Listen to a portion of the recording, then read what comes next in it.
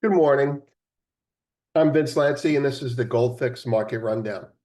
Today, as the screen suggests, we're going to be discussing miners, specifically my own thoughts on them and how I'm rethinking them as well. We'll also be discussing Bank of America report that we just sent out to subscribers on the second quarter earnings. Let's start with the markets themselves. 10-year yields are 4.30, unchanged offered. The dollar is 98.27, unchanged as well.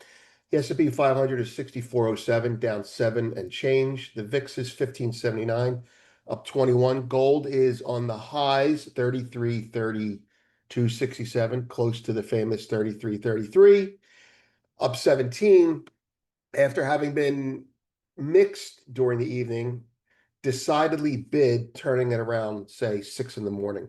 Silver, 37.18, was down a full percentage point. Now it's down a half percentage point. So gold is bringing silver higher. Copper is 439, down about a little less than a penny. WTI is up 64 at 63.41. Natural gas 273, down almost 2 cents. Bitcoin struggling, but still bid 113 spot 900, up a grand.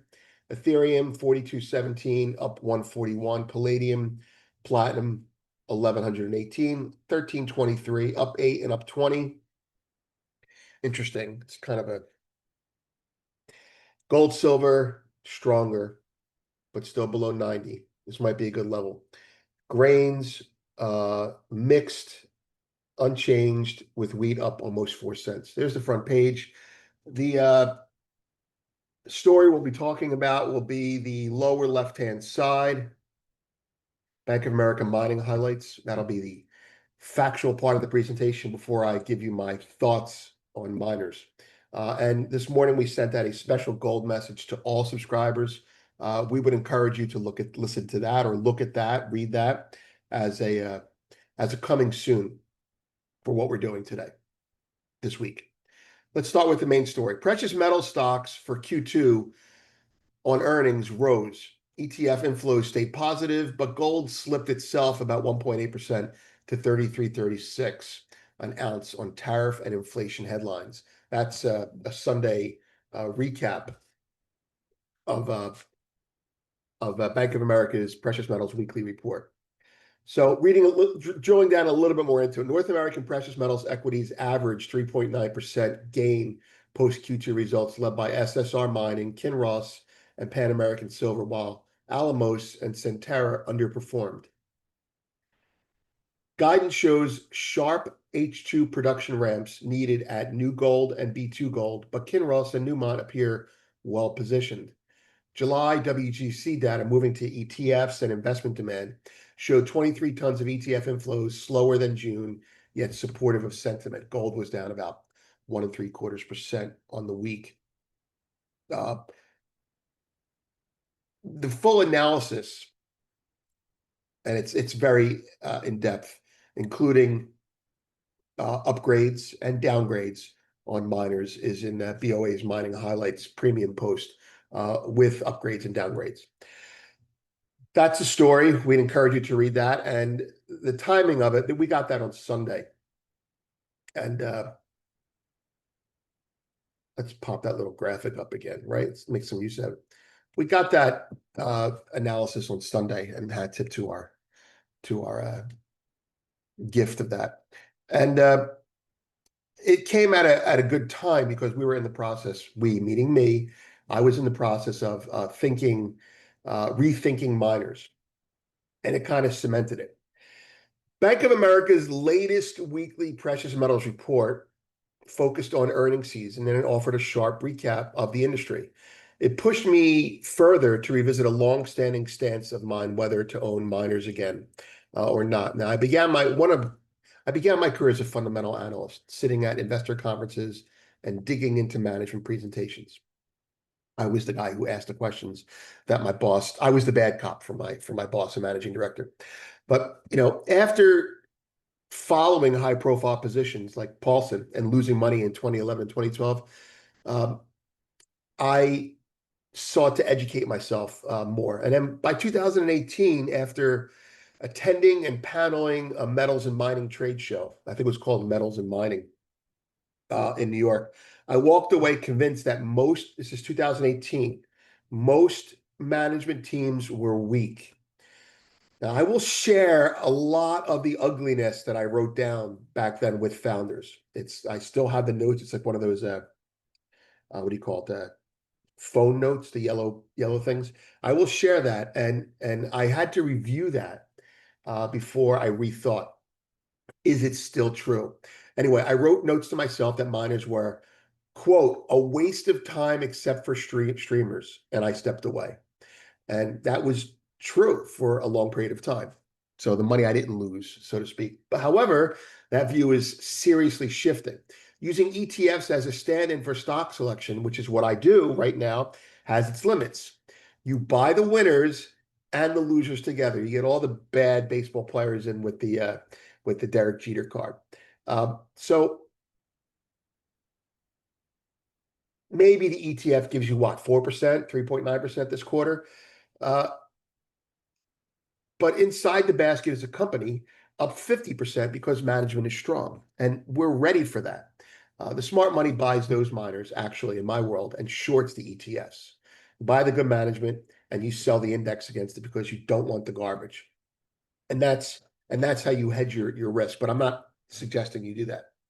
Uh, I know uh, most of you that I'm speaking to three tiers of people here. For the people that have owned miners forever, yeah, you're ahead of the curve on me on this, right? For the people that are like me, the people that are like me are institutional fund managers that are just waking up to miners, right? So I'm in that category, right? And then below that, you have regular educated retail investors that are thinking about miners. So I'm addressing all three tiers right now. The top tier, don't sell. The middle tier, I'll get into that right now. And the bottom tier, buy ETFs. So here we go. The moment has come to separate solid companies from the rest. Banks are already rewarding disciplined miners by backing them. You can be sure that they're not buying the ones that are not running themselves properly. For many of you, that moment has already come, the hardcore mining crew. Consider my opinion to be behind the curve. I can live with that, but ahead of the rest of the world.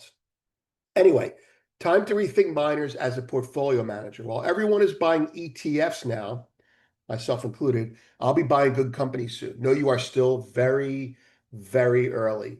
Don't cut profits. It's the only advice I give to those people that are right. Don't cut profits short after suffering for years. As a trader once told me, um, diversification is a surrogate for stock selection. This is when I was on the equity side. And he was quoting someone else. But basically, diversification is a substitute for doing the work. And that advice still holds. And it comes back in. And I have to tell you, I went back and read what I wrote. And two things struck me. Like, I was really pissed uh, uh, at the way they presented to me. I have some details in there. There's a guy who talks about silver and lithium, uh, and I just walked away feeling really slimed. But that was, you know, 7 years ago, and well, it's going to be 7 years of feast now that we've had 7 years of famine. So anyway, for newcomers, ETFs remain fine as an entry point, but for me and for those willing to do the work, the time has come to rethink miners and to reward the ones who deserve it. I'll be sharing those old notes again from 2018 with founders later today. It's kind of interesting and how things have come full circle. Anyway, I don't have any soundbite to say except you're still ahead of the curve if you own miners for like the last 10 years, right? Or let's say you were early when you were losing money, now you're making money. And Bank of America is talking about miners more. Goldman Sachs has a tremendous report out on gold in general. Banks are putting out primers. Citibank is talking about how miners should hedge further out on the curve. It's all adding up to smart banks looking at miners. They see the miners. They don't hate the miners. It's just it wasn't their time yet. They see the miners and they go, well run, well run, well run. Takes our advice and hedges, takes our advice and buys shares back, takes our advice and gives dividends, buy them, buy them, buy them. And all the ones that don't do that, they're not buying. And all the ones that don't do that won't get recommended to the normies. Sometimes the banks do the right thing. And this might be one of those times. Anyway, it's time. Their time may have come. And I just wanted to share that with you all. Related post, the end of free market capitalism and US debt for equity swap. That's a drill down, a more elaborate think piece on Scott Bessent's recent comments about how other people want to invest in the US, something that we were ahead of the curve on. And now I'd say we're on the curve. Special gold message to all subscribers. We just sent that out. Founder special, you know what that is. Nixon and the end of free markets, and the Von Grey's post, the beginning of the end for US dollar hegemony. Coming soon, as I said, take a look at that, listen to that. You'll know what's coming soon. We have 3 reports coming out this week. One was just sent out, a breakdown of the Bank of America weekly. We have a report from ANZ, which was really tremendous. But now, in light of the third one, which will probably come out tomorrow, the Goldman Sachs primer. We know who they're talking to with this report, and it's phenomenal for that reason. It's going to be must read. It's just must read. It just is. All right. So anyway, next, data on deck, housing, Jackson Hole, and the community chat, which is self-sustaining now. I haven't really put as much in there as I want to. I've been busy with these reports, but some really smart guys in there talking about miners and metals as well. So check that out if you can. Let's go to the markets.